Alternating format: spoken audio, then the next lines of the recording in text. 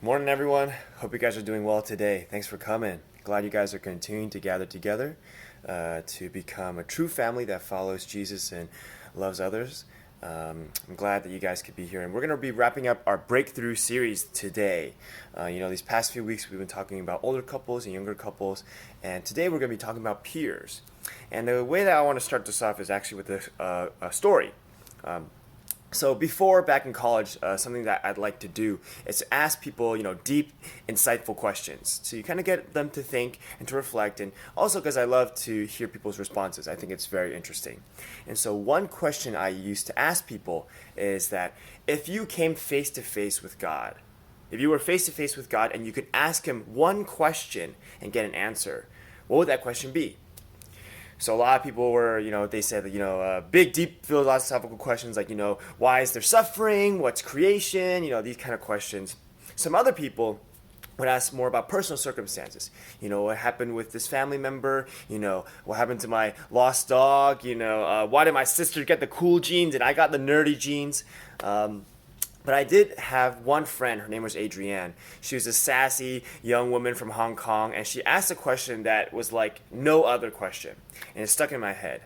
She wanted to ask God, why do you want to work with people? She wanted to ask God, why do you want to work with people? Because her perspective was that people were broken, people failed, they were imperfect, and God, on the other hand, was all-powerful. He was self-sufficient. He doesn't need anything. He clearly doesn't need us. So why would he want to work with people? And this question matters to the Christmas story because we ask God, why is he including people? And I want to ask the question, why did he include John the Baptist? Why did he include John the Baptist as included into the story? If you guys remember, there's two couples, right? There's Mary and Joseph that have baby Jesus, but there's also Zechariah and Elizabeth, the older couple that have a baby, and this baby becomes John the Baptist. And the question is, why? Why are we including this extra family, this extra cast? I mean, if you think about the nativity Christmas story, it's Mary and Joseph and baby Jesus in the middle. There's a nice farm animal. It's very cute. It's wonderful. You don't got the Elizabeth and Zechariah. You don't got John the Baptist, right? Why is John the Baptist included in this story? Like, is he necessary? Like, if you cut him out, can't we just continue and focus on Jesus? Isn't he the point? Well, when you think about it, it might be a distraction for us. It might seem extra for us, or it might seem extra for me. But to God, he is not an extra. To God, John the Baptist is not a distraction. He's not extra. Actually, John the Baptist is an integral part of the story. And to me, what I see is that this is a representation of God's character, that he desires a community. He desires a peer, that he would not just want baby Jesus to be born alone, but he wants Jesus to have a cousin, a peer, someone who's the same age, a friend, and ultimately a supporter. See, John does have a role to play. And I think the role that gets explained best is when his father, Zechariah, after John is born, Zechariah bursts out into song. And part of that song describes the role that John the Baptist will play. So it's in Luke chapter 1, and starting from verse 76, Zechariah says this, "And you, my child, will be called a prophet of the Most High, for you will go on before the Lord to prepare the way for him, to give his people the knowledge of salvation through the forgiveness of their sins, because of the tender mercy of our God, by which the rising sun will come to us from heaven, to shine on those living in darkness and in the shadow of death, to guide our feet into the path of peace." See, John definitely has a role to play. In this instance, he's the preparer. He prepares the way, and that's what he ultimately does. He goes out before Jesus. He goes out first to tell people that there is a coming king who's going to guide us into peace, who's going to bring us out of darkness, to show us the salvation that we can have. And so, again, it goes back to this point that God does not want to do this alone. He's designed peers and partners to support him and to be invited into this story. And so this idea that God is actually garnering support, that God is creating this team that's coming together, this should actually challenge us. this should challenge us in our own desires to be self-sufficient. I mean, if God, truly, if all beings, of all things out there, that if God is truly the self-sufficient, all-powerful thing, and yet He's still asking for support and creating this team, then we broken people, we insufficient, we should not feel self-sufficient. We should not feel so isolated and so proud that we do not ask for support. So if God is opening up Himself to support, shouldn't we also be doing that? Shouldn't we be also inviting other people to support us? And shouldn't we also return and give support to other people? Now, I think that's a beautiful thing, to actually open ourselves up for support. That's actually a very mature thing, to have the humility to say, I can't do it by myself. I'm not God. I can't do this on my own. I need support. I need a friend. I need a peer. I need a community that can support me, and I can support them.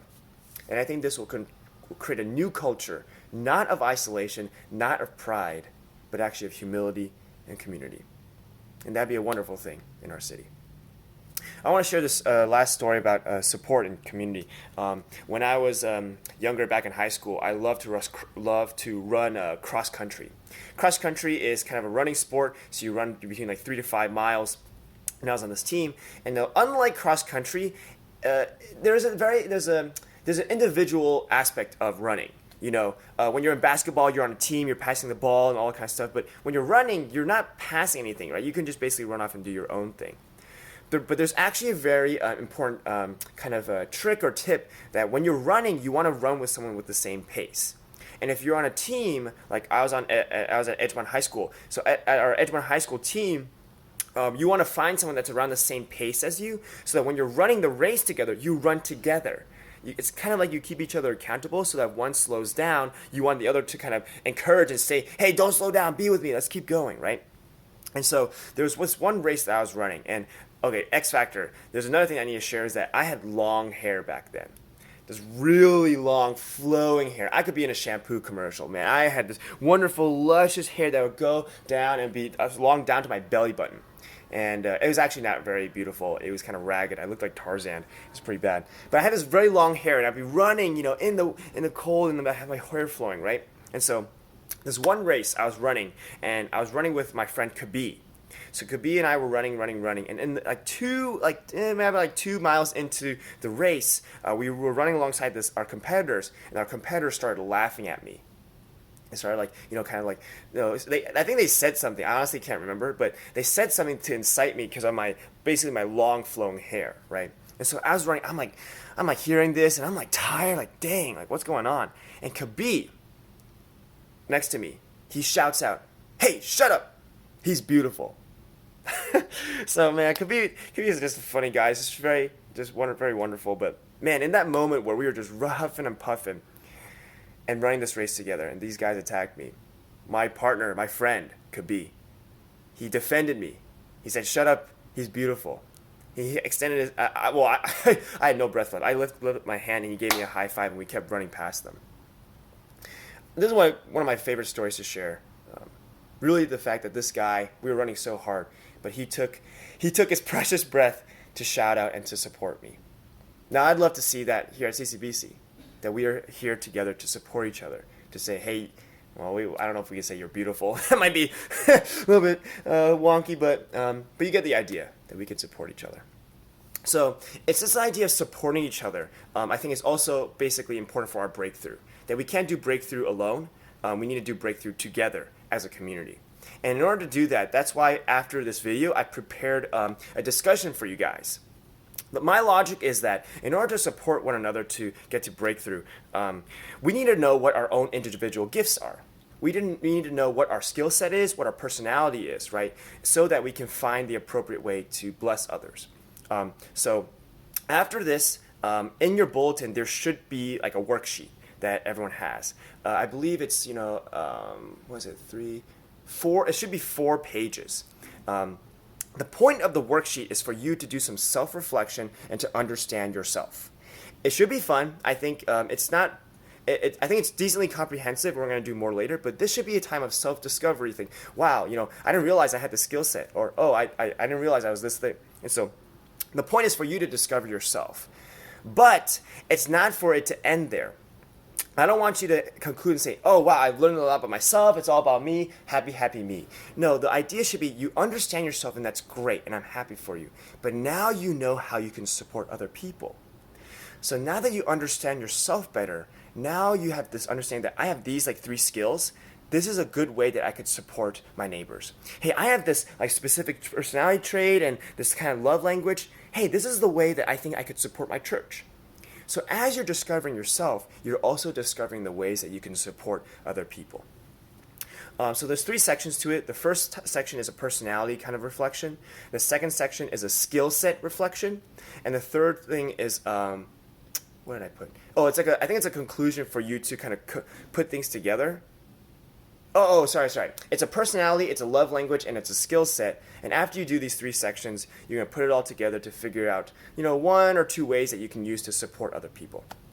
So you're going to have a discussion time. You guys can break off into groups and then figure it out. I asked John and Kitty to help facilitate that, but I think it's pretty self-explanatory. Just kind of do things amongst yourselves and then share it amongst each other. Have some good dialogue so you get to know each other. You can learn about each other's skill sets. And at the very end, at the end of the worksheet, I have some prayer time too. So I'd love it if you guys could conclude with some prayer for each other, to share prayer requests and to pray for one another. So, if Nick wants prayer for his trip back home for summer, let's pray for him, right? If Cindy and DK need some prayer for, work or family, let's pray for them, right?